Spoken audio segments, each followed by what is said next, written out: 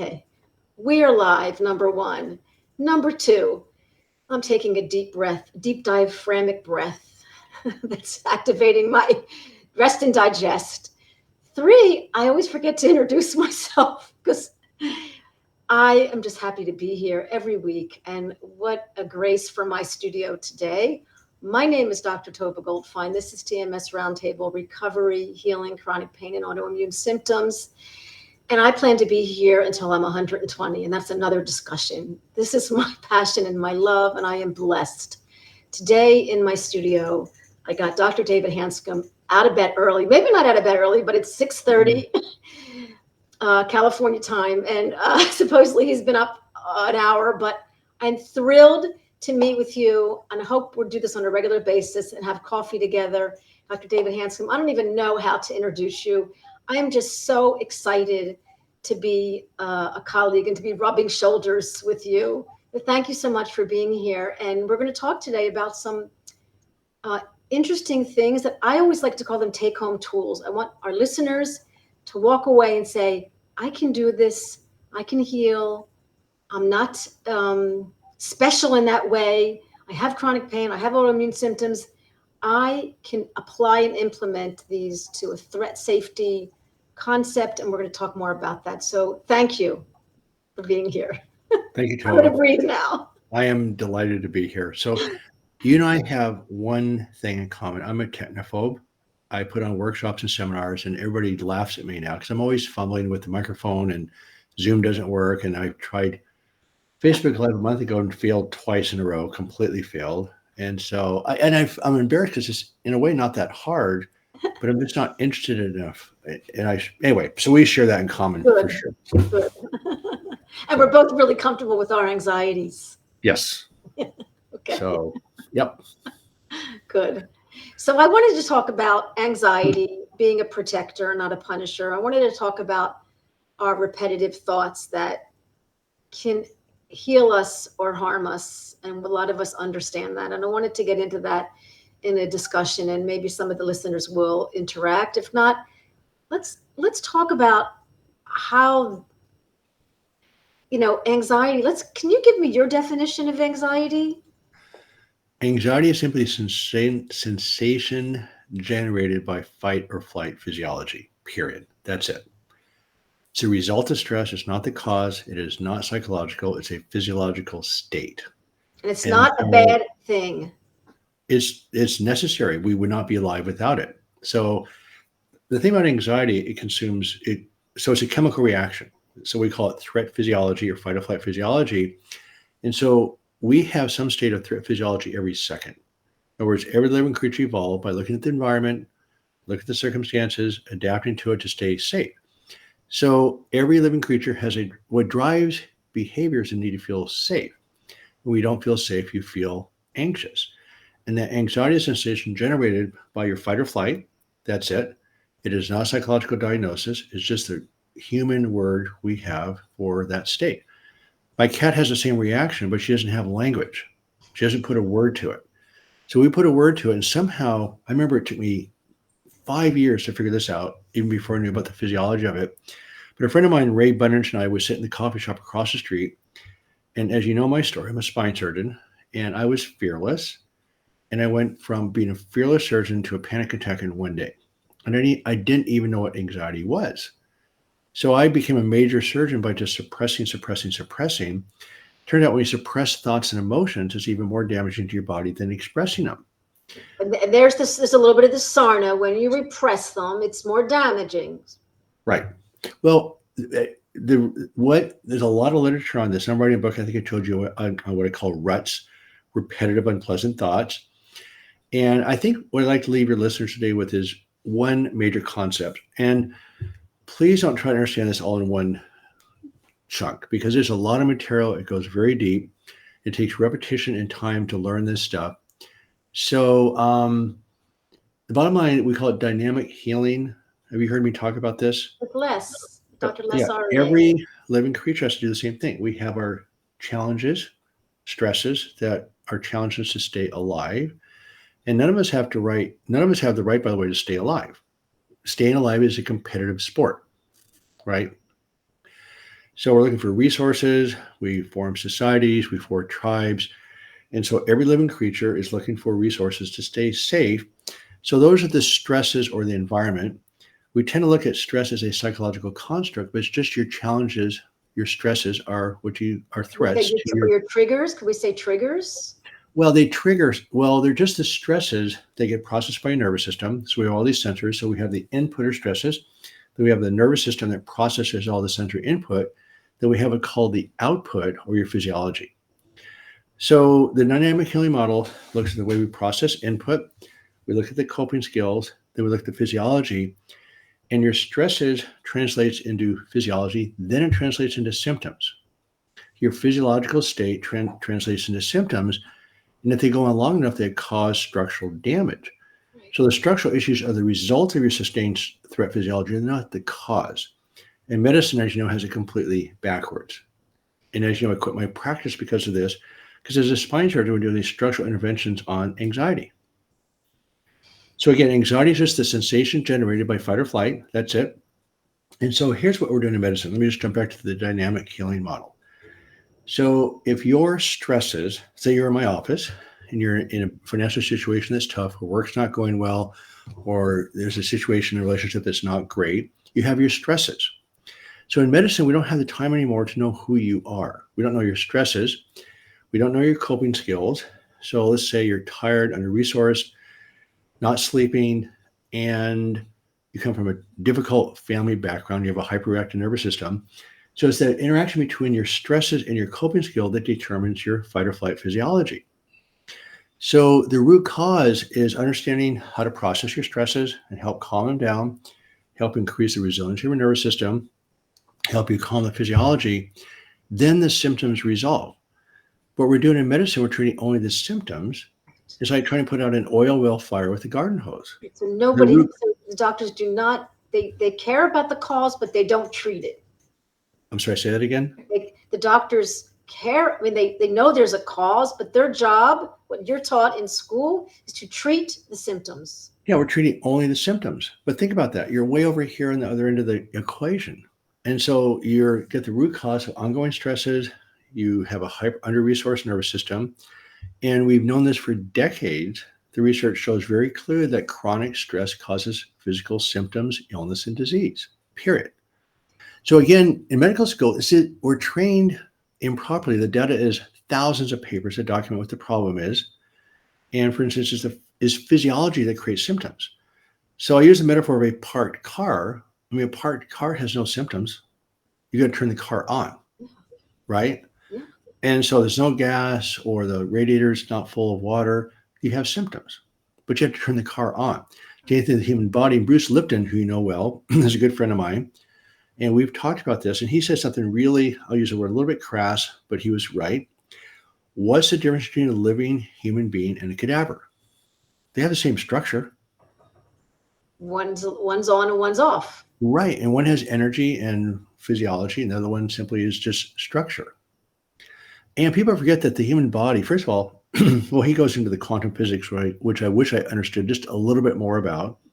But I mean, he points out another point, which I think I really, really like, is that we're energy beings and energy fields. I mean, think about the universe. We have radiation energy, light energy, heat, cold, all this is energy. Every atom is about 99% space. And so we're energy beings. Then 75% of our body is water. Yeah. So look at us. So somehow we have this thing like we're a structure. Even a concrete wall is mostly space. Wow. So his point is we're energy beings. So somehow our bodies have harnessed the energy in the universe to actually be this. And then for humans, we have an interesting problem in that it is a problem. It's both an advantage and a problem is that we have human consciousness. We have language. So my cat has consciousness. And I'm sorry I talk about my cat.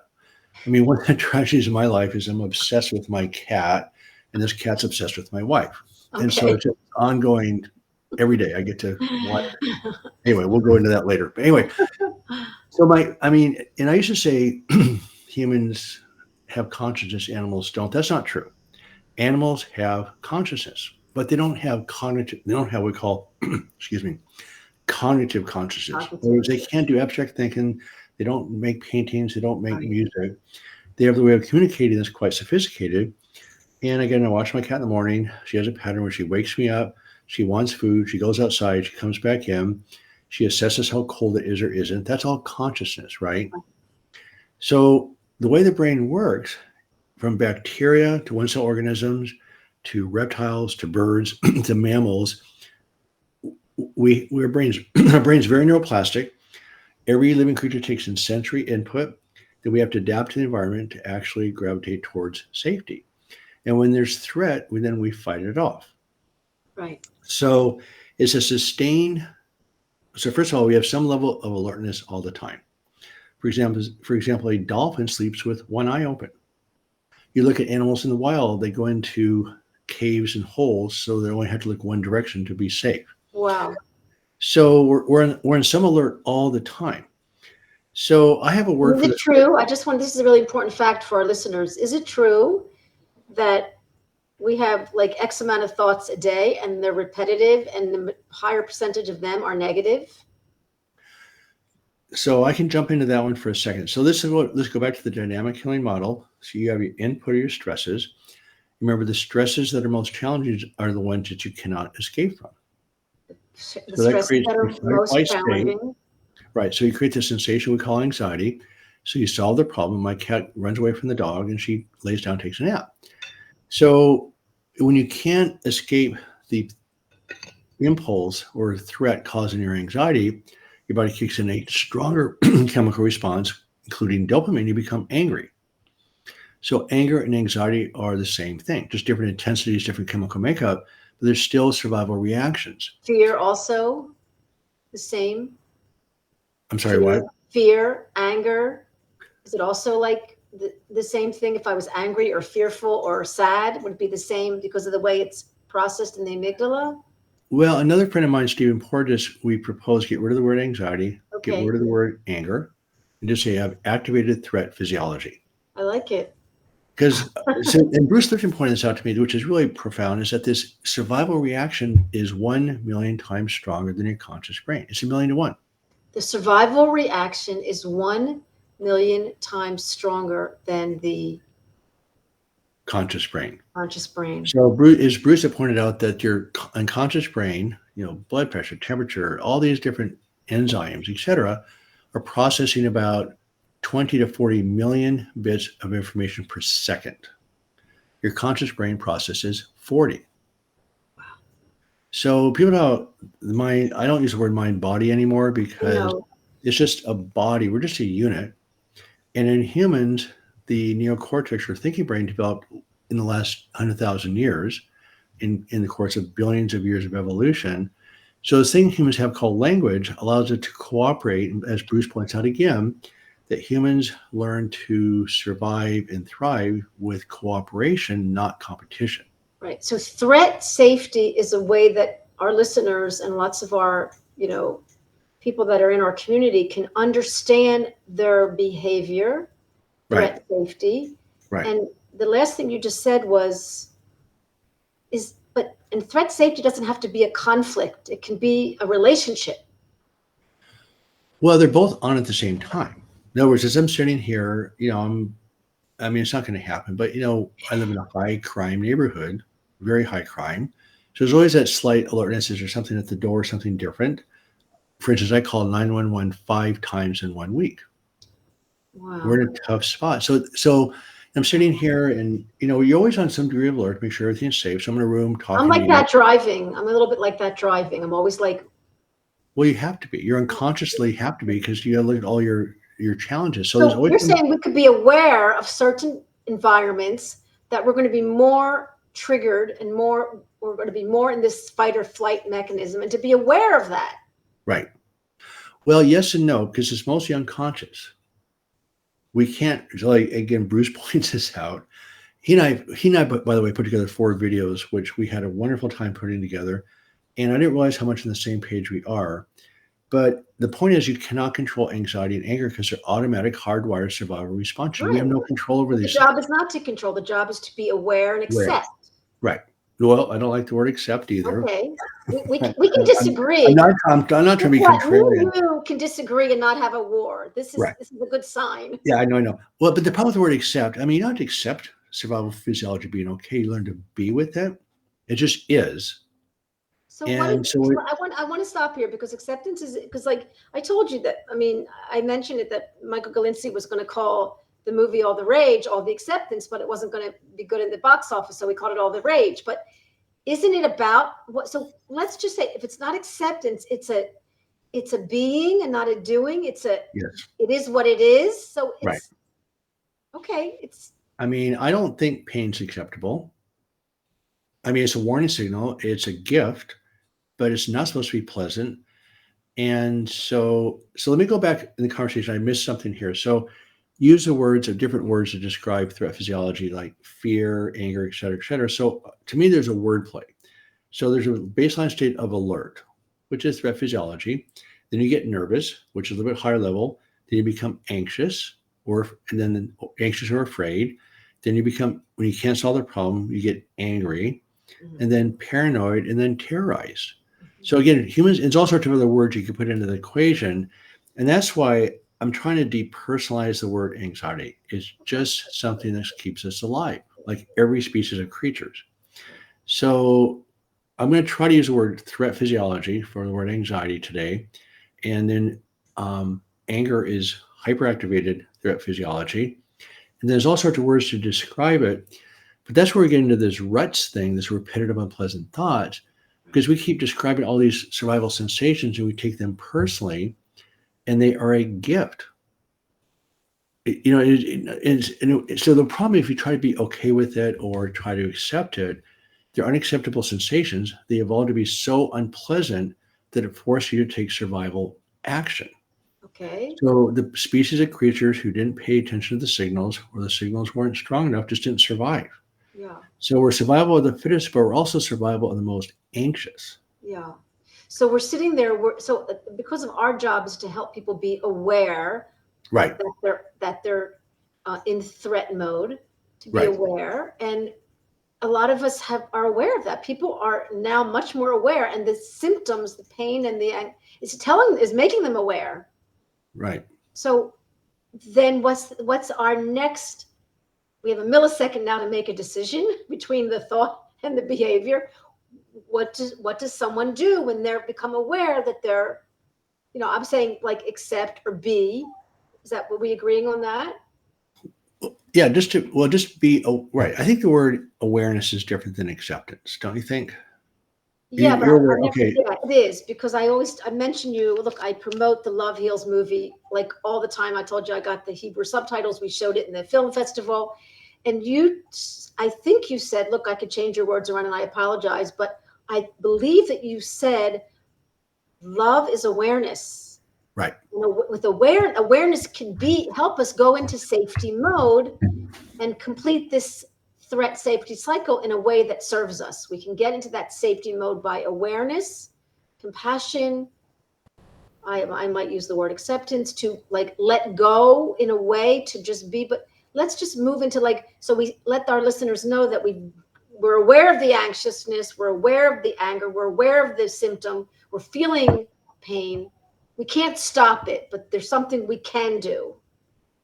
So I'm always really clear with people that there's a book. You've seen this book, right? The Way to Love. Luskin. No, this is Anthony Oh, DeMello. Luskin's about the forgiveness, but this guy, yeah. So he defines love as awareness. And Yes. so I just want to be clear to the audience that I have a structure called the DOC Journey, Direct Your Own Care Journey. I have a book called Back in Control, but none of my thoughts are original. They're all just this. So what it all is just taking the known deep science and wisdom of the centuries and just put it in a framework that's accessible. You know, so I look at myself as a messenger, and I went through my own harsh experience. I had 17 different symptoms, and I'm fine. I thought My 19. wife, Keep saying 19. 17? 17 or 18. It depends how you count. So I had them all at the same time. And I thought I was just absolutely doomed, stuck, trapped, whatever. I call it the abyss.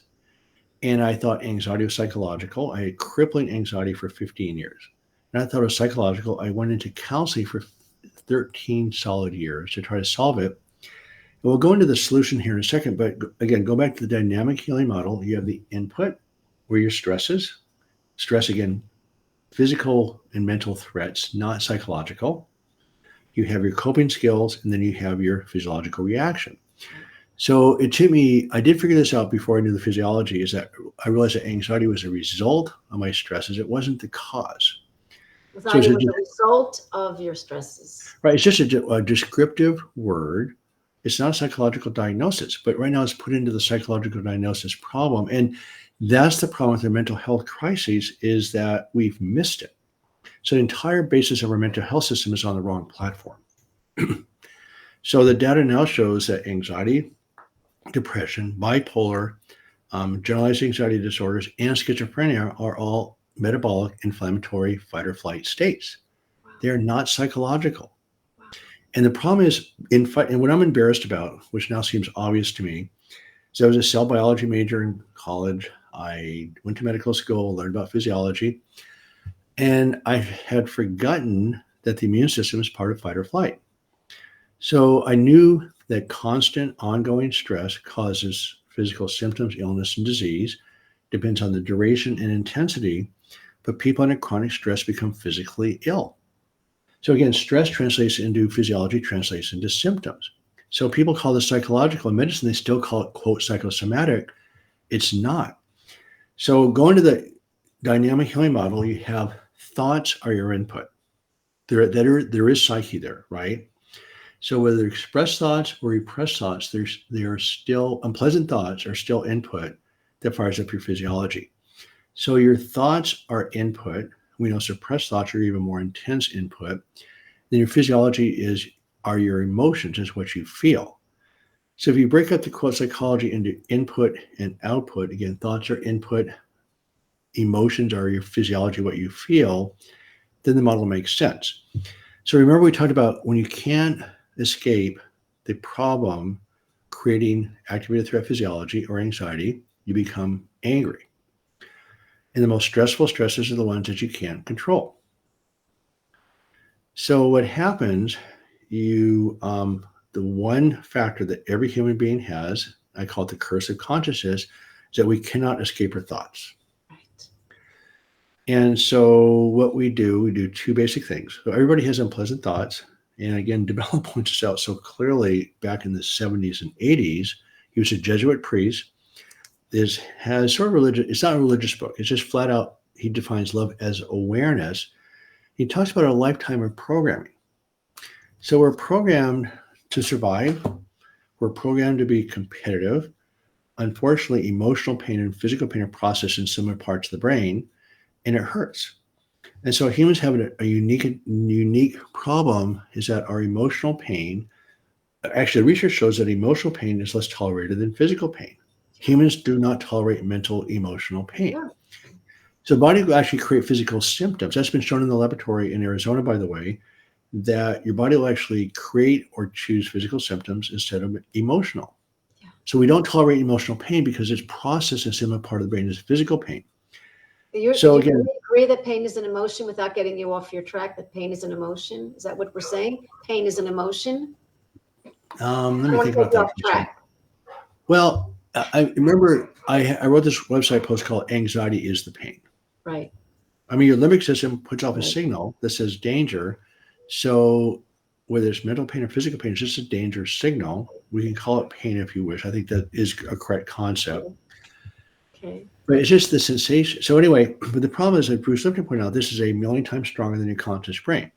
So the reason why I don't use the word mind body anymore, because the mind's a late construct, the human consciousness. It's a late construct.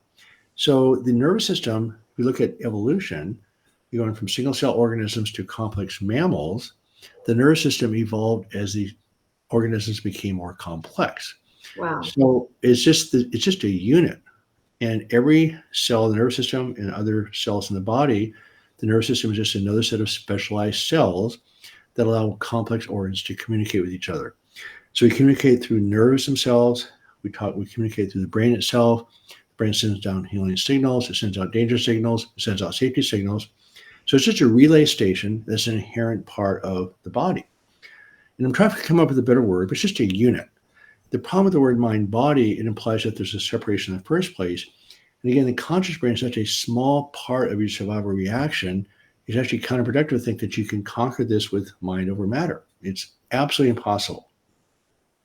Wow. And that is why right now we have chronic disease, mental and physical, are the same. So I talked about all these mental health diagnoses that are sustained threat physiology. Turns out that Parkinson's, Alzheimer's, um, cardiovascular disease, cancer, tumors, infections, autoimmune disorders, osteoporosis, amongst every chronic disease is a result of sustained stress physiology. And that's sustained inflammatory reactions from. Well, it's metabolic, where you consume fuel. It's inflammatory, where your body's in high alert. Your stress hormones are up, so your body's in a high metabolic state. So you're pulling fuel out of the cells with cortisol. You're consuming the fuel really highly. Your neurotransmitters go from calming acetylcholine to excitatory glutamate. So your whole nervous system's fired up. And half your brain are glial cells, which are inflammatory cells. Your brain itself becomes inflamed. Your nerve conduction doubles.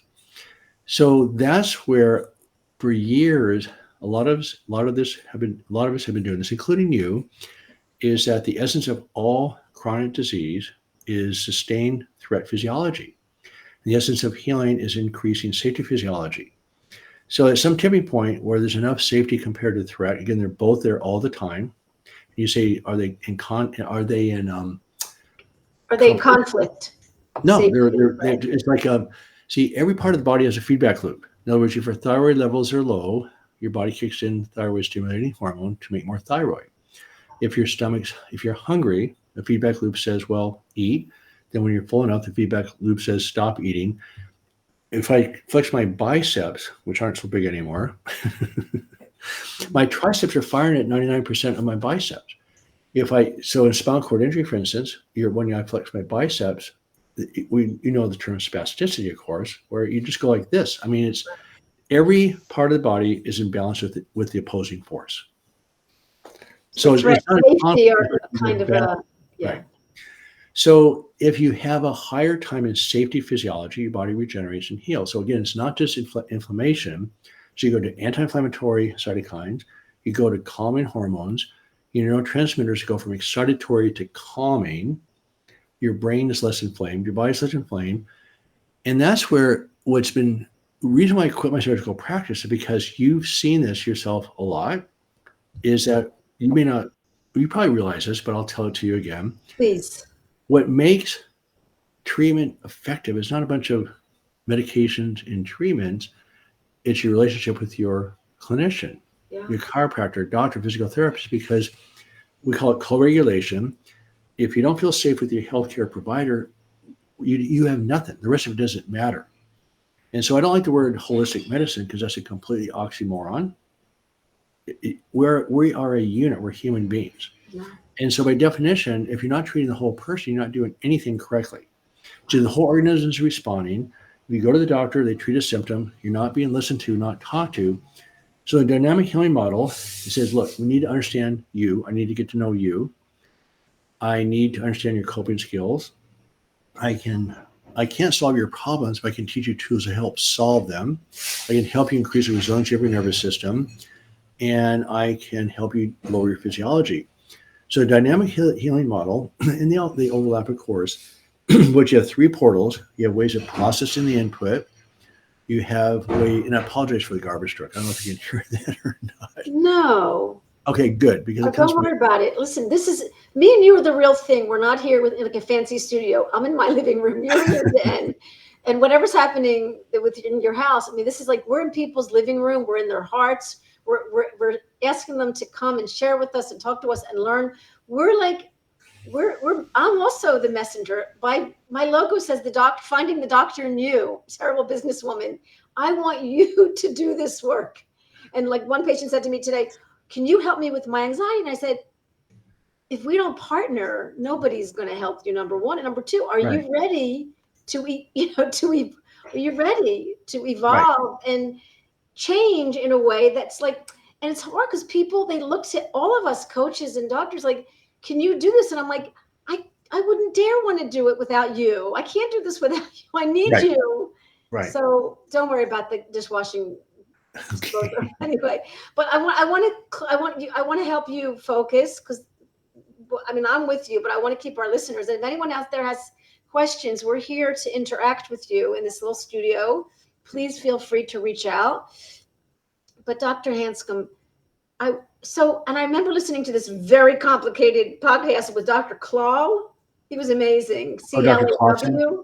Dr. Clausen. Yeah, Clausen, like about Right. because he kept saying what's more important than the threat is the safety. Right. Like, so Right. let's talk about how, when we're full of ruminating thoughts, how we can get into rest and digest and bring safety, because this is the key. It's like teaching your brain, like Dr. Schubiner, unlearn your pain. Dr. Hanscom, back in control in kind of a soft, I call it like a letting go way. Like, let's let go to have a kind of control. So I always look at the different ways and people, and how do we accept, acknowledge, be aware of our threat, which is we're living like that, and how do we bring ourselves to safety? Let's move into that part. So let me jump into the repetitive, unpleasant thoughts. So again, the dynamic healing model is you have your input or stresses, you have your nervous system, which can be calm or hyperreactive, and you have your physiology. So at the end of the day, all those portals are used to simply lower your threat physiology and increase safety. So people want to be fixed. Well, you're not going to get rid of threat physiology because you wouldn't survive, right? So we're not going to get rid of the threat. We have to do what Take with the threat? control. We have to learn this. So my focus is on the skill set. Now, what are the skills? You can't control anxiety and frustration, but you can learn the skills to separate and regulate. Separate and And regulate. so what happens with the brain, and people forget about this, we still think in terms of psychology, but the brain is incredibly neuroplastic. It changes by the millisecond. Thank There are God. 80 billion neurons. Each neuron, by the way, is connected to 10,000 other neurons.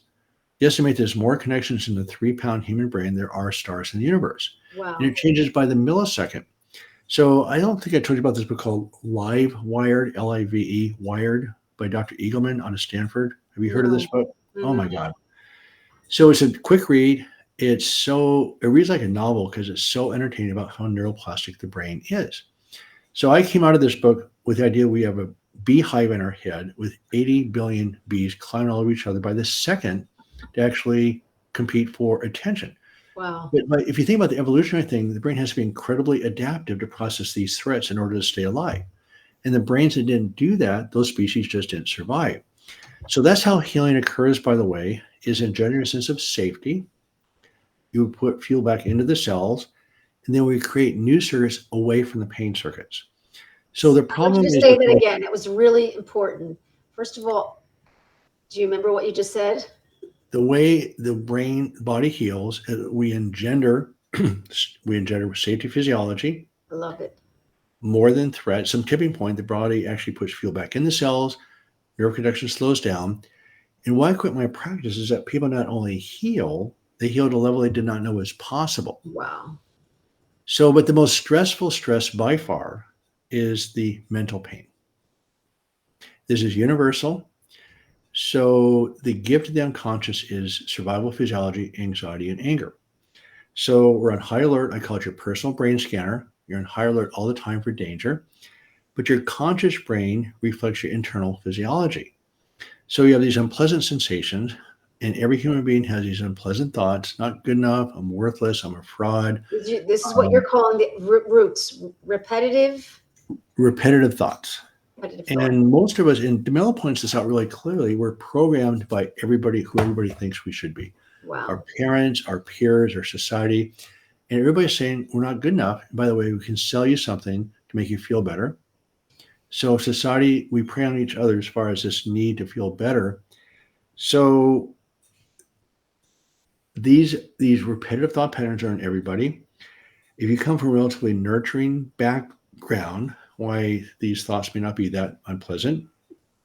If you come from a chaotic, abusive background, you're like a feral cat, you're in high alert. So these thoughts go racing like crazy. So what happens, everybody has some degree of repetitive thought patterns. The research shows that 93% of children 8 years old have repetitive thoughts, and mostly around safety. 27% of those kids have them to the point where they're actually disturbing and disruptive. That's a lot. This is 8 years old. Yes, mostly around safety, mostly around appearance. And so the problem is our brain is programmable. And if you're trying to fight the thoughts, where's your attention? It's on the thoughts. So the mental health world, and I had, as you know, I had full blown intrusive, and I call them invasive thought patterns. That I don't use the term OCD anymore because people say, well, I don't have OCD, and you probably don't. Well, I did. And so I had what's called internal OCD, where I thought, counter thought, I had no external manifestations at all. I wouldn't wash my hands and going up and down stairs, but I had what's called internal OCD, where I had these thoughts and counter thoughts, and they never stopped. That was the worst part of my experience because what happens, you're in constant threat physiology because they're a threat and you can't escape them. And so I mean, it's true for finances and chronic pain, there's all sorts of threats that we can't escape. So I was trapped in my thoughts. That was the worst part of the ordeal. And the research I'm doing in my new book, Repetitive Unpleasant Thoughts, or RUTs, there's a direct link between unpleasant thoughts and suicide. And they were intolerable and they never stopped. And towards the end, they were there every 2 or 3 minutes. When I was in surgery, I know why. I was so intent on the surgery, it sort of crowded them out. Right. That's why people get into really obsessive behaviors because it crowds them out, but you're running from the thoughts. Right. So as you fight them, you've now given them more attention. Right. So it's a solvable problem, but you have to understand the parts to it. So the metaphor I like to start with is that of a hornet's nest, where the nest represents your brain and the hornets are your thoughts. Right. So hornets are just living their life, building a nest, getting food, raising their young, etc. And somebody shakes the nest. Well, the hornets go buzzing out there and they're pretty upset. Well, what happens, same thing with their thoughts, is our thoughts reflect our internal physiology. We're in an excitatory fight or flight state. These thoughts come out like crazy. So what we're doing in the mental health world is we're fighting the thoughts after they're out of the nest. So it's like trying to convince these hornets to go back into the nest. Right. Or trying to discipline them or control them, whatever it is, it doesn't work. So there's no endpoint to that. So the answer is quit shaking the nest.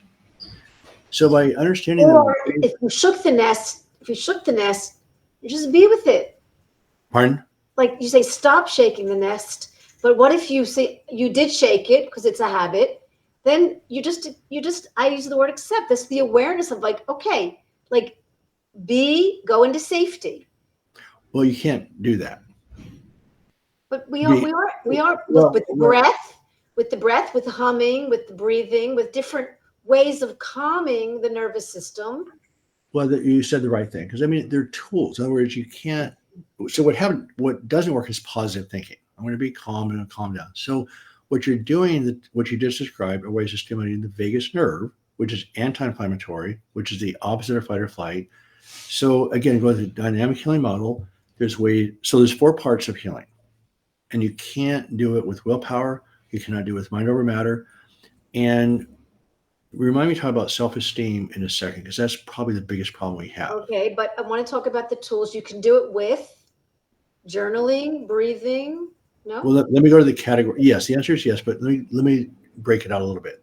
Please. So there's 4 parts to healing. The first part, a preliminary step, is you quit taking these reactions personally. Again, anxiety is threat physiology. Anxiety and anger are gifts. They're keeping us alive. So you learn to be with it, watch it, separate from it. So we take these reactions personally. The problem is if you're a well-intentioned person, these are very despicable, unpleasant reactions. They're going to help you survive no matter what. So if you take them personally, that's why well-intentioned people have more problems with these, because you interpret these unpleasant survival sensations as who you are. They are what you have, they're not who you are. So that's a preliminary process, which takes repetition to remind yourself. But the 4 parts of healing are thought separation, calming the nervous system, creating new circuits away from the pain circuits, and the final part is dissolution of the ego. Oh. Okay, we'll get to that. Maybe we should work. So let's go to, okay, so you have these thoughts that you can't control. The more you try to control them, the worse it gets. So if you try to control them, then you're actually reinforcing them. If you want to analyze them and fix them, Good. they are permanent circuits. So there's several ways of actually, I call it thought separation, where expressive writing is the thoughts are on the paper, you're here. And the more you can directly write the disturbing thoughts, the more powerful, and you have to tear them up. Because if you analyze them, all these issues come up, you're just reinforcing these quote stories in your head. So expressive writing is one, mindfulness is another one. You see, put your brain on a different sensation instead of the thoughts. Again, these aren't the solutions, but they're definitely necessary steps. And the third one is, I call it, well, cognitive restructuring or cognitive behavioral therapy actually allows you to reframe your thoughts and understand that these are distortions, which is, again, another topic for another day. But the first step is thought separation. Thoughts are here, you're here. The second step of You're not your thoughts. correct. Right. But see, the problem is when I went through counseling, and I'll tell you a story of a young professional I worked with here recently, is that you read these self-help books, you talk about monkey mind and et cetera. So you actually know that these thoughts are not who you are. The trouble is you start analyzing them, and from a neuroplasticity standpoint, you're actually reinforcing them. So the second step is calming the nervous system. I call it anger processing. The word forgiveness to me is too big of a word. Many things are not forgivable. And again, let me ask you a rhetorical question. If anxiety and anger are massive survival reactions that we have no control over, they're not responsive to rational interventions or control, how do you lower your anxiety and anger? It's a trick question, by the way. So I'm not, I'm not putting you on the spot. I'm just trying to. It's just something we. Go ahead. No, again, I'm certified in pain reprocessing therapy, and I feel like it's a very, for most people, it's something they can use somatic tracking in order to. There's this relationship with the pain, with the anger, with the anxiety. There's this sense of that we're together. You're not against me. Right. So this is how I kind of approach it. But go ahead, take it from Well, the there. simplistic answer I'm looking for, and there's lots of ways of doing it, is simply lower the stress physiology. So if you lower the stress physiology, the sensation we call anxiety drops down. And if we fight it, we're actually reinforcing it. And so I want to put a concept of self-help versus deep healing. So self-help, we're saying, I don't like the pain. I'm going to do what I can do to fight it, reinforce myself so I have to feel the pain. The problem is as you fight it or try to solve it, you've actually reinforced it. So remember, the healing occurs in neuroplasticity away from the circuits, not fixing the circuits. I wrote a little website post, quit fighting darkness, just turn on the light. And that's where, again, quit fighting darkness, just turn on the light. Right. Just turn the lights on. And so again, you can't do that. You cannot outrun your survival circuits. So again, you separate from them. You lower the physiology. So again, thought separation, you lower the physiology. As the physiology lowers, the thoughts drop down. As the thoughts drop down, the physiology drops down. It's very bidirectional. That's why I call it dynamic healing. The third step, which is, I call it creativity or nurturing joy. I don't know about you, but how many of us are taught to nurture joy in our childhood? First of all, it just comes natural to be joyful as a child, but then we lose it. We lose it big time as an adult. It's not an option. Joy. Well, what about being raised in an abusive environment? Right, exactly. Right. So my joy starting point was pretty darn small. Yeah. So I was challenged by one of my mentors about 2 years ago to nurture joy. And I go, my life is 1,000 times better than it was 20 years ago when I was in chronic pain. But I also realized that my obsessive work pattern is a familiar pattern that feels like joy, but that is not nurturing joy.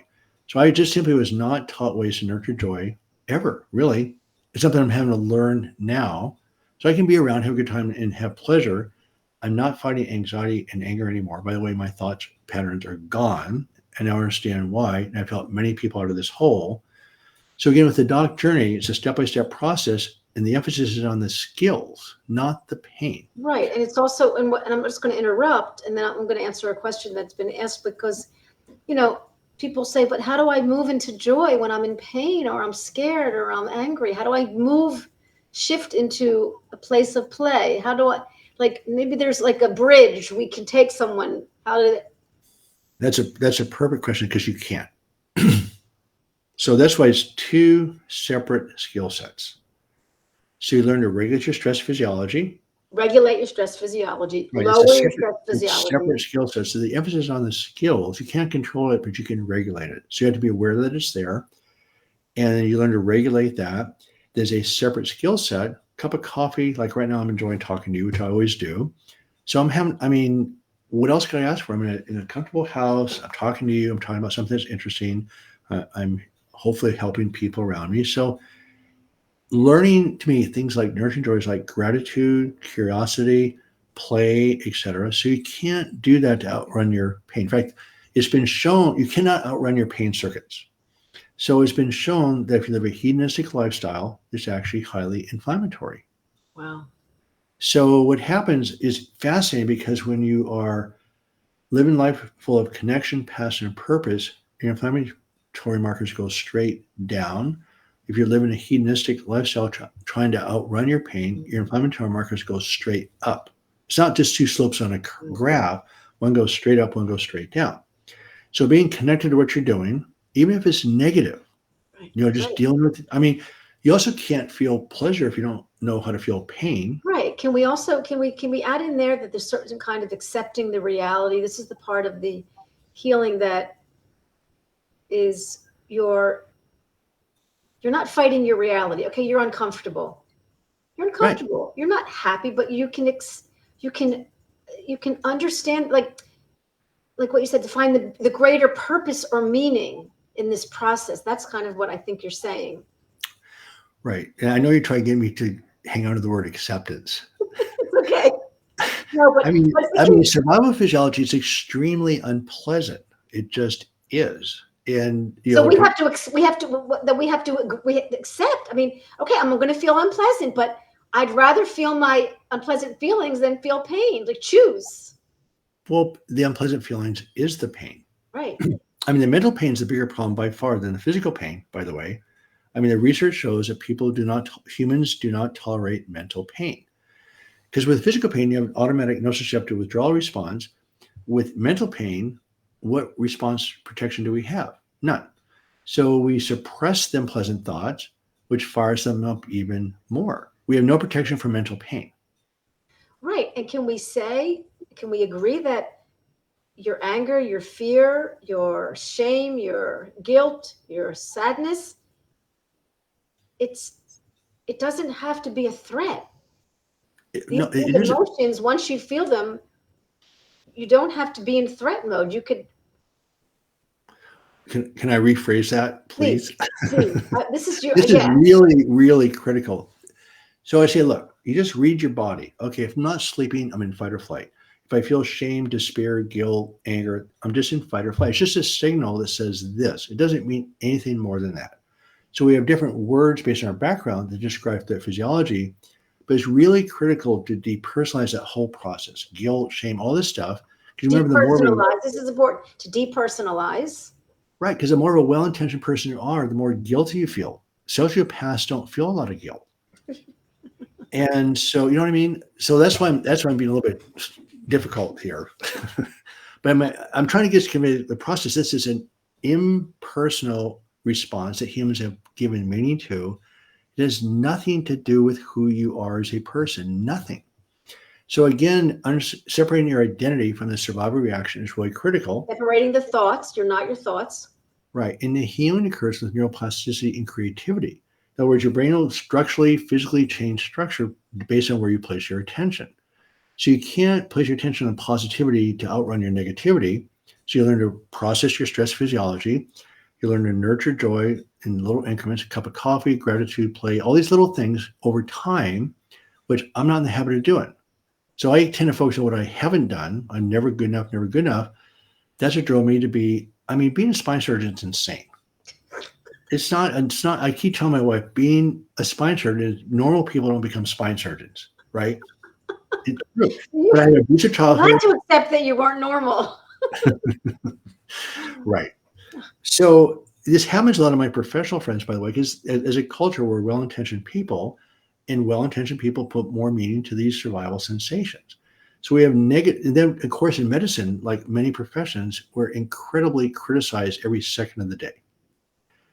And remember, talking ruminating thoughts that connect with suicide. I have 20 medical colleagues in climbing that have committed suicide. Doctors are twice as likely to commit suicide as the general population against a well-intentioned culture. There's also many other well-intentioned people that do this. So you're a high-level professional. All we know how to do is suppress, suppress, suppress. Well, suppressed thoughts have been connected with shrinkage of the hippocampus or the memory center. It's been connected with opioid use, depression, anxiety. Thought suppression is a disaster. You actually shrink your brain. So again, the parts of healing this are thought separation. Expressive writing is the starting point, not the solution. Calming down the nervous system. Again, the dynamic healing model is input, nervous system, output. And I call it anger processing, not forgiveness, because you simply lower the threat physiology.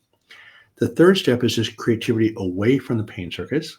And I have a little saying to have a good life, you have to live a good life. You have to practice, practice, practice, practice. So as you put your brain where you want it to go, then that's where your brain actually physically develops. So if you focus on what you do have and not what you don't have. Right. But how many of us do that? I mean, I'm still, I can tell you, okay, let's talk about the last one, self-esteem, which I think is really huge. So I think self-esteem is the most deadly concept ever propagated on the human race. Wow. Why do we need an ego? And I have my theory, and we're running out of time, so I'll just No, we got time. It's okay. Go ahead. Just do it. Well, I think it's for two reasons. First of all, the reason why self-esteem doesn't work is they're using it's a 1,000,000-to-1 ratio of your unconscious versus conscious brain. So two things happen that we need an ego. One of them is these survival sensations are very unpleasant. We give them all sorts of meaning. We don't feel good about ourselves. And so we develop this story about ourselves called an ego or self-esteem. So we create these stories in order to feel better about these incredibly deep, dark survival sensations. And so we create this story about ourselves that we call ego, but probably more importantly, we're programmed by negativity. And so we're programmed by this endless amount of negativity. And so we create, this story or facade or structure around ourselves to actually feel better about ourselves. We create our own story. But self-esteem is a cognitive distortion of labeling. If you look at the components of self-esteem, they're almost all cognitive distortions. So it's a mismatch of your conscious versus unconscious brain. It can't work. It doesn't work. And so what happens is that your self-esteem is made up of a bunch of stories, which are repetitive thoughts. And since the unconscious brain never stops, is powerful, the cognitive brain comes and goes based on what its attention is on. So by trying to maintain a positive self-esteem, positive self-image, a lot of times you're suppressing negative thoughts, which makes them worse. So you have this endless effort to cognitively deal with your unconscious physiology, which never stops. So what happens as you learn to not take your survival physiology personally and learn to separate from it and understand that your anxiety and anger are gifts, they're survival gifts. We would not be here without those. And then develop you as a person away from those as, again, a separate skill set. You don't need an ego. Now, so it's a big difference. So I have the capacity to deal with any adversity. That's confidence. So again, the successful treatment is on the skill set to actually process adversity and actually nurture joy. So that's confidence. That's a lot different than self-esteem, saying I can do it, I can do it, I can do it. Self-esteem is just an energetic label. It's not real. It's just how we see ourselves. Right. And but I'm saying that, okay, I'm talking to you. Now I'm not saying I don't have an ego. I mean, it's not perfect by any means. So I don't want to hold that out there. But again, this is a conversation I'd love to have at a different time. This need to develop and defend an ego just wears us out. And so I'm talking to you. I'm enjoying it. I'm not, 20 years ago, I say, well, what is Tova thinking of me? Right. Am I saying the right thing? And so what it allows you to do is just connect. I mean, there's no goal to the doc journey or this process other than connecting to the moment you're in. Right. And it might be incredibly negative, it might be incredibly positive, but it's about connection, connection, connection. But were you saying, and can we summarize it to say, like, part of the healing has to be a healthy relationship with yourself and your thoughts. It has to be, you have to have a relationship, an interaction, a communication, a language, You're a gonna love love of a love of self, a love of self, it. even the parts of you you don't love. Mm-mm, No. mm-mm. How do you want to say that? Because how do you Well, want this is huge, and this is one of the biggest parts of the whole deal. You don't need a self. I mean, that's the problem, that you have self-help. You're trying to reinforce this concept of self, that's self-esteem. And so what happens then, so talking about inner child work, it doesn't exist. Who we are is a product of our entire love program to this very second. So your authentic self is right here. It's a lifetime of programming. So nurturing self, we want this childlike self. So nurturing childlike characteristics like curiosity, learning, etc., is one thing. But if you create a cognitive construct of self and then try to love it and defend it, it wears you out. It's actually very, very counterproductive. So again, the concept is deep healing versus self-help. And somebody mentioned microdosing. Somebody no, no, mentioned, no. That's don't answer that because that's it's just a scam. no, I understand, but it's on the internet all over the time. So yeah, I'll answer because it shows up on the internet all over the place. I have to knock them out every day. But the thing is about microdosing is important. Okay, but again, look at this carefully. We call it, DR Closet calls them biohacks. So people hold up microdosing as a solution. None of this is a solution by itself. We have mindfulness, we have meditation, we have all sorts of expressive writing, we have microdosing. So they're all ways of calming the nervous system, but none of them works by themselves. So people hold up microdosing as a solution, and it can help for some people. Right. So they with cannabis, etc. So it's really key to understand that chronic pain, mental pain included, is complex, and everybody does it completely differently. And like you pointed out, that if a person is so unique that if you don't take control of your own care, I can spend 8 hours a day with you. I'm not going to help you out. Right. You're trying to fix yourself. Right. So deep healing allows you to connect to the pain. I can be with the pain. I'm not fighting the pain. Then I go this direction. Then your body actually regenerates and heals. Safety physiology heals. Wow. Threat physiology takes it away. So as you learn the skills, engender more safety physiology and less threat, your body takes care of itself.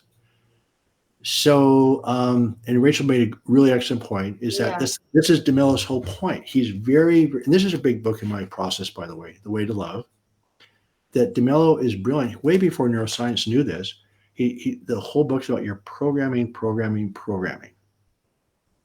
And Absolutely. his whole solution is just awareness, and he might be right.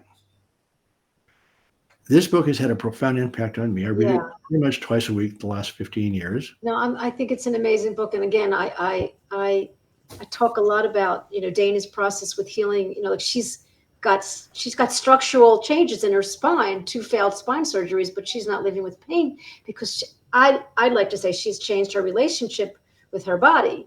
Right. And that's a whole nother show. But I do want to answer. Donna had asked a question. Rachel, your comments are amazing. But Donna had asked a question, and maybe Dr. Hanscom can address it. Well, this is really tricky because, again, structural changes come from sustained threat physiology that breaks your body down. So you get structural changes, but they're not the source of the pain. So the source of the pain is that within 6 months, the brain memorizes the pain, no matter how it started, structurally or not. And so once it gets to 6 to 12 months, your brain's memorized the pain, just like your brain memorizes everything. And pain's easy to memorize because it's so constant and so unpleasant. So the trauma, so first of all, everybody has some degree of trauma. And so when you say trauma is causing the pain, it's tricky because there's many trauma therapy that's really excellent. In other words, it's like you can't fix your brain, you have to rebuild your brain. So you have to teach your brain to feel safe. It's like taking a feral cat and helping this cat feel safe. It's like, as a physician, I want to help you feel safe. That's why you're so effective, because you help people feel safe. Despite your anxieties, I feel safe today. So that's the key issue. Helping yourself feel safe and trying to reassure yourself is not helping yourself feel safe. The problem with trauma therapy is that you create a trauma story. There are quadrillions of seconds in your life. If you're triggered, you're triggered. That means something in the past get brought up today that said this is danger. So if you have a trauma story, it becomes embedded in your brain that poor me, this trauma. Well, we all have traumas. Mine was quite a severe trauma story. When I hear other people's trauma stories, I go, well, I don't have much to complain about. That doesn't help. You're triggered, you're triggered. So by going back and analyzing the trauma, you're actually reinforcing it. So again, it's that self-help versus deep healing. So understand Self-help versus deep healing. I like that. I'm going to write it yeah, down. so understanding your trauma story once is fine. I've gone over my trauma story at least 150 times. I know it in detail to the almost the minute of my life. So people think, all right, just understand my trauma, I'm going to heal. And it's actually the opposite. So yes, you have trauma. It's there. Your brain's more reactive than if you didn't have trauma. But the tools that calm the nervous system down are still the same tools, trauma or no problem. Right. So your answer to Donna is um, to just lower the physiology and bring in safety, more or less. This is what you're saying. It's Again, not special with Donna's situation that you're going to say something different than what you've been saying. well, she has a very good point, is that my conscious mind knows I'm safe. It doesn't matter. In other words, you have this mismatch of your 1,000,000 to 1 ratio of your unconscious brain saying, I'm not safe. It's processing saying, I'm not safe, not safe. Your conscious mind is trying to counteract that. So inadvertently, you're actually reinforcing the unsafe construct. So this is an extremely paradoxical process that you say, okay, these circuits are there. I feel unsafe. My brain says I'm unsafe. That's just the way it is. And then I can actually rebuild my brain to go a different direction, again, to have a good life, you have to live a good life. As you start living the life that you want, you're going that direction. As you're trying to reassure yourself that you're okay, then you're actually reinforcing the problem. So it's again a separation and moving forward. So healing occurs with creativity, not fixing. Right. So there's the dynamic healing of, even though her conscious mind knows she's safe, if I'd like to, what do you think if her conscious mind really, if her conscious and unconscious mind were in sync and really believed it, she wouldn't be in pain? No. No. Okay. What would As you say? long as your physiology is fired up. And see, unfortunately, what happens with positive thinking is we're suppressing negative thinking. And so by reassuring yourself that I'm okay, I'm okay, okay. And you intellectually, we do know we're okay. I'm sitting here, I'm safe. But historically, my unconscious brain was looking for danger all the Right. time. Right. And so I can't counteract that with conscious means. So again, I can calm the physiology down with breath work and things that we've talked about. We didn't get into the dynamic healing model today, Mhm. but all you have to do to heal, again, I'll say this again 100 times, is that you simply lower your time in threat physiology and increase time in safety, and then let your body heal. You can't do anything compared to what the body does. And so if you just get out of the way and allow yourself to be with the pain, to be with joy. By the way, we talk about this another day. Another form, I'll use the word abuse, is unmeetable expectations, the golden child syndrome. We have all expectations of who we should be. Right. That's threat Not being physiology. authentic. Yeah, that's threat physiology at the highest degree. So I think that these unmeetable expectations are as damaging as the negative Wow. reinforcement. Yeah. But anyway, the bottom line is language is unpleasant thoughts and emotions create ongoing threat physiology. It's my observation. I think this will pan out someday, and this is coming out in my book, is that I think this inability to escape our conscious thoughts drives chronic disease in humans. The inability to escape our, Thoughts is the driver of chronic disease. yeah. And so it's not about escaping them. You It's can't about, escape them. right. Separating, reprogramming. I mean, one of my mentors, who's incredibly successful, has pointed this out, that we are programmed by negativity, and DeMello again points it out really clearly. What we should and shouldn't do. We're programmed by who everybody else thinks we should be. His point is, why not program ourselves with positivity right from the beginning? And again, not positive thinking, is positive, repeatedly positive choices. And so I hope I'm trying to, this is really subtle what I'm trying to convey here. I'm hoping No, I'm conveying it no, reasonably. I understand. I mean, we all have our, my perception of it may not be exactly what you're saying, but, you know, I mean, cognitive behavior therapy is what and I know one of your mentors is Dr. Burns.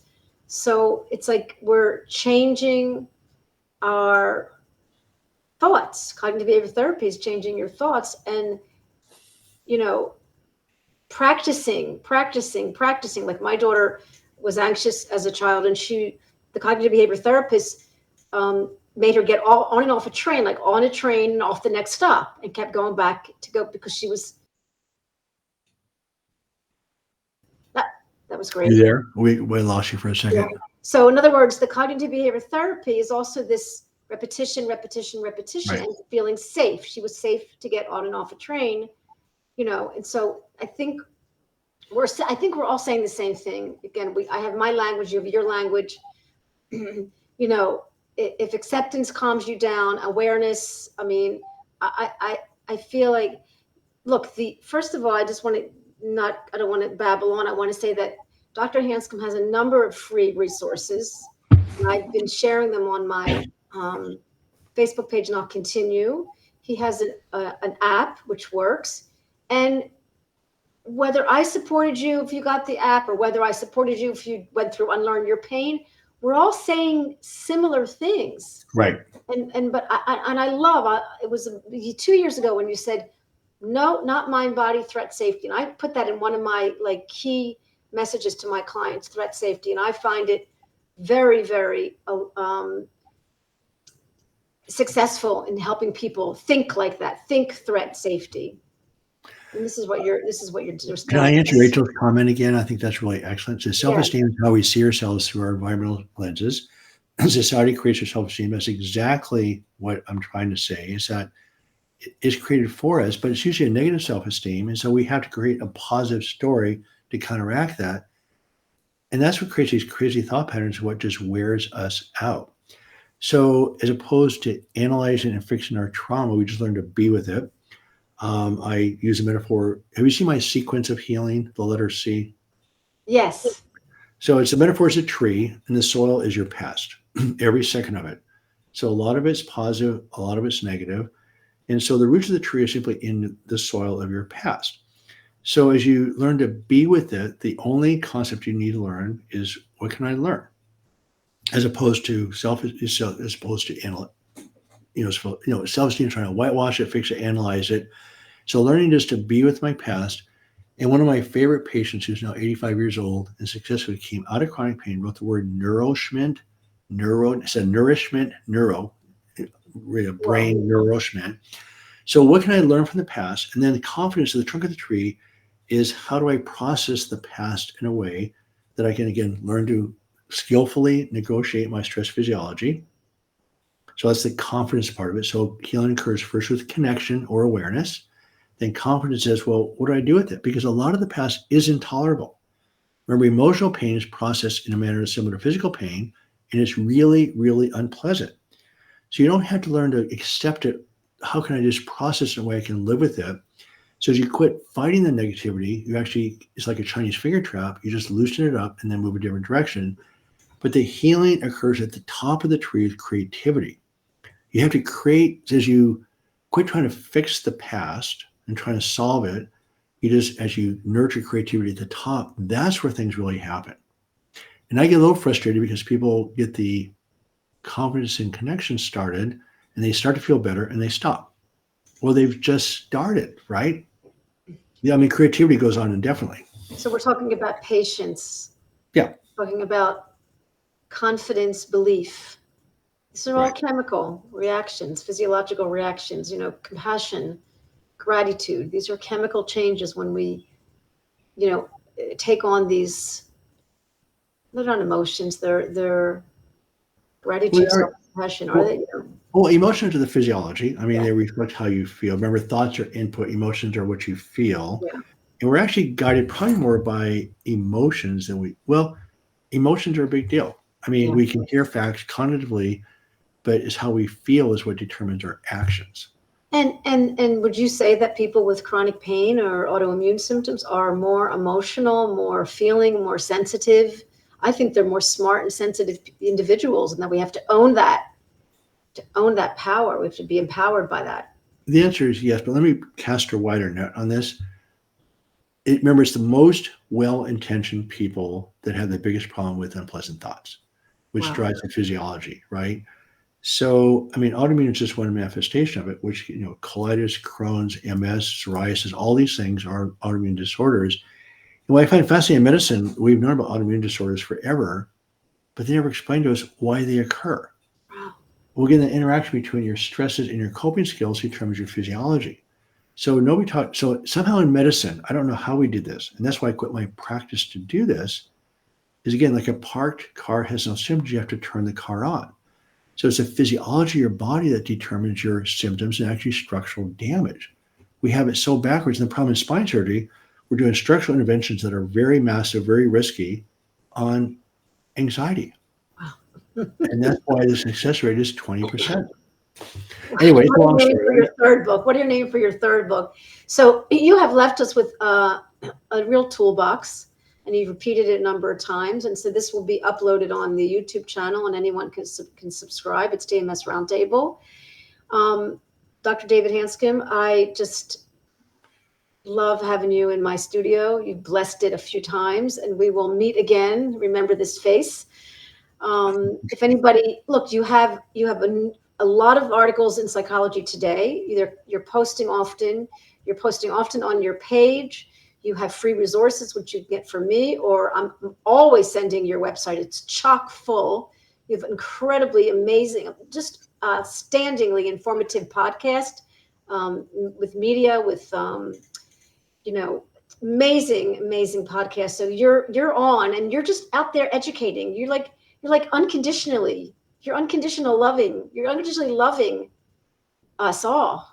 Well, I Unconditional. appreciate well, you're doing the same thing. I mean, for me, it's nice to see people on the same page going the same direction. It's gonna take a village to change the paradigm right now because there's many forces against us doing this, as you know. So true. And so again, I'm trying to do the same thing. I believe it or not, I quit trying to fight that. I just try to create what we can create, right? Same thing. It's the same thing. I'm going to create something that's good. And I spent too many years trying to fight the bad, and it's Wow. too big, right? Right. So I have seen hundreds and hundreds of patients go to pain-free, anxiety drops, thought patterns drop. And I'm super excited about this new book on ruts because let me just finish up with one story here. Please. So I have one young professional who's in the mental health world, social worker, and she came to me with a one set of physical pain. Turned out very quickly that she had severe OCD, severe. And within 3 months, she broke out of it. And she was shocked. And so, since she was in the mental health world, she said, look, this is unheard of. So I had severe form of this. I call them invasive thought patterns, and it's considered untreatable. People manage them, but they don't solve it. And so what became very apparent in working with this person, I now keep in touch with her. I'll talk to her again next week. It's been a year now. And once you break out of this, you keep thriving like at the top of the tree. The creativity never stops. So from her perspective, in the mental health world, solving these invasive thought patterns are considered untreatable. But again, going back to the hornet's analogy, we haven't addressed the physiology. So mental health is a physiological state, not psychological. The psyche is the thoughts and the emotions of the response. So by calming down the physiology, people heal. So she was shocked. And then I've been able to, so that story caught my attention. So now that's why I put into the 4 parts of healing about thought separation, calm the nervous system, creativity, and loss of the ego. Beautiful. It works. Yeah. It's not that hard. Yeah. But you have to, I think what's hard, and hard is just a word. It's, you have to practice it like Right. I remember I learned from you about the habits and practicing. You have to continue, and the unconscious mind will be, no, you're going to fail. No, you're not going to do it. No, there's the trauma. And just like, okay, let's go. We're together. Let's go have coffee with my unpleasant thoughts because we're together. Repetitive. And, believe in yourself. This is a whole nother series. Believe in yourself, trusting this process, knowing that you're not a victim. And I know you have the victim of, consciousness. What's the title of the? So it's the best thing I do is I'm in the victim mode. I mean, it's addictive. I'm an expert at that. Yeah, but you know what? It's like you have to know victim to know to be a hero. And Maybe. all of you people are heroes. You're heroes. You're absolute. You've even Donna. Any of us been through trauma. We've passed adversity. We're heroes. We have wounds we can talk about. This is a strength. Look at it that way. Yeah. No, I don't think. Well, can I? You can disagree with Can me. I change the terminology again for a second? you can't move. How do I say this? So it's tricky. You don't overcome adversity. You said the right word, but I just want to clarify a little I bit. Is like that that. you move through it, and Through it. so it's always with you, and these circuits really are permanent, and so you create new circuits throughout them, through them and past them, and so again, it's like creating a new virtual desktop on your computer. You have a new brain to work with. Yeah. So again, you can't rebuild. You can't fix your brain. You can rebuild it. Right. Right. Like the phantom leg guy doesn't get rid of the fact that his leg is gone and there's been pain there. He overrides it and has a newer pathway that says the pain is in my brain, not my leg. Well, again, you can't override it. You create. In other words, the overriding is I kind love the of word right. create. Create. Right. So the thing is, you can rope. I mean, we have people with phantom limb pain. They have the pain resolved. It's not like fixing it or managing the pain. Actually, I'm convinced now that you can reprogram your brain around anything. It doesn't matter how Wow. it started. Wow. And so I have one gentleman who I am shocked at. He had 29 surgeries in 20 years. Tom.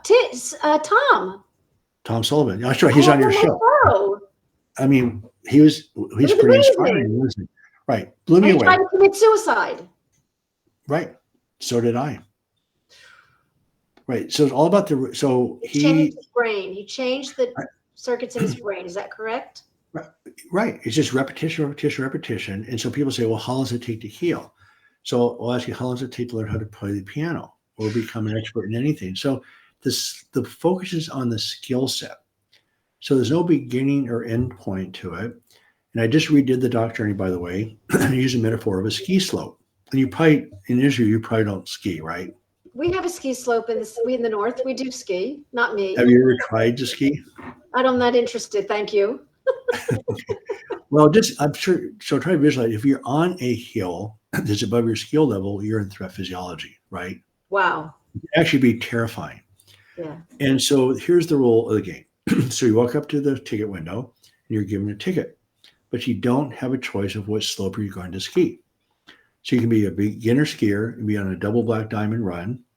And guess what? It borders on terrifying because the thing about snow skiing is you have to get down the hill. So you have no choice what chairlift you're going to take. You're on top of the hill and you have to get down. So as far as so the idea is building beginner, intermediate, advanced, and double black diamond expertise. And so all of us have been on slopes that are beyond our skill level, or it's windy, icy, and foggy, and you're still terrified. But you have to get down the hill. In life, same thing. You get all these threats. You have to get through the day. And so what happened with me personally is that I was a green skier, beginner skier, in a double black diamond profession. Wow. I mean, my journey doesn't get worse. So not only didn't have any. The problem in medicine, but particularly surgery, is that we're under a tremendous amount of stress. We're actually penalized for talking to anybody or getting some help. We're not taught stress management skills. And the skill that a lot of us have, maybe most of us, is suppression, suppression, suppression. So my nickname in high school was the brick. My attitude was, bring it on. You can't hurt me. Wow. Well, I got really, really sick from suppressed stress. Wow. So I had no skills so I'm under actually more stress. So in the last 10 years of my practice, I was under as much more stress than I was when I got sick. But again, using the dynamic, which now evolved as the dynamic healing model, I process it differently. I realize I'm triggered. I just, use my calming tools, and my life has changed dramatically. I have none of those symptoms. I don't have any of the 17 symptoms I had for many, many years. Isn't it true that if you don't journal, you'll get your neuropathy back?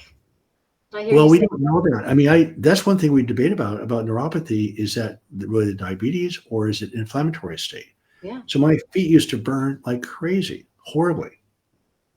My feet don't burn. I ring in my ears for 25 years. Wow. I thought that was from my construction work. That's gone. I don't have tinnitus. Right. So I never remotely thought any of this was possible. I was deeply in what I call the abyss. So as you calm down your body, that's why I quit my practice. So it wasn't about just managing pain. It was watching people heal at a level that's incredibly inspiring.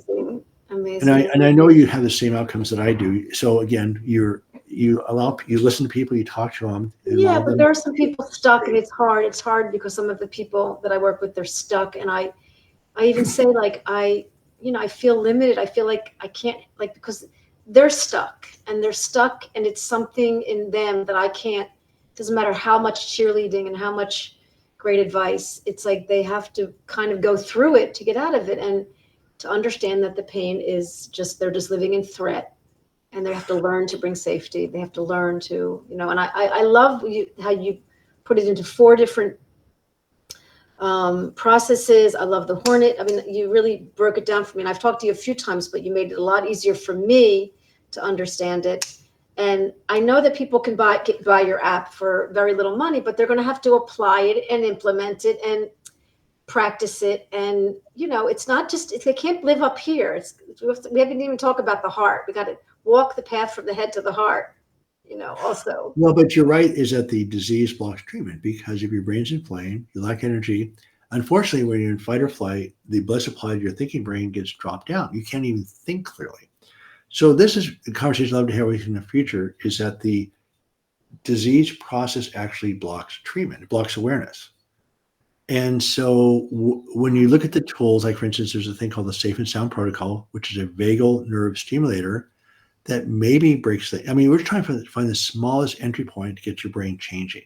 Right. And so that's the part that's a challenge for both of us, is that we know it's possible, but at a certain point you get your life lens locked in place, and how to break through that for any of us, even personally, is really a challenge. So I'd love to talk about that in a different conversation, because we know it's possible, and I know we're both excited about it. Wow. I mean, people might wonder why. We have a monthly. Can you talk to Babs about a monthly hour? I can talk anytime. I know. I think Okay. I All right. Maybe we'll do it. The David Hanscom hour. One day, don't you ever get tired of talking? You go, no, not really. No, I never get. This is my life. I'm a little bit obsessed about it because, anyway, we have that in common too. But I do have to go, and So there are people listening, and so stay with us every week, and you can repeat this, because all of this needs to be repeated on the YouTube channel. And David Hanscom is on Facebook. And you can always reach me if you have any questions. I can reach out to Dr. Hanscom, and we will be back. There's more discussion to be continued. Thank you so much. God bless you all out there. Have a wonderful rest of the day. All right. Okay. We'll talk soon. Don't go anywhere. Okay. Wait.